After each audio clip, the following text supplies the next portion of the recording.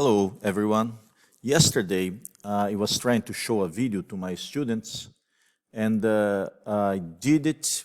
I shared the screen, and I tried to show the video. But then everybody complained that they could see the video, but they could not hear anything.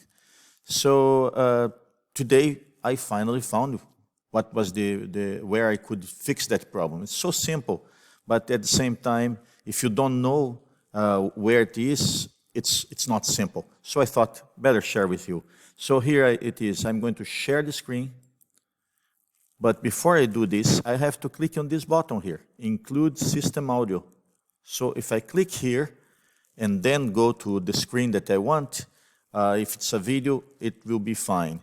Another thing, I have several windows open here, but if I want to be browsing through Windows to show to my students, I need to click here on Desktop.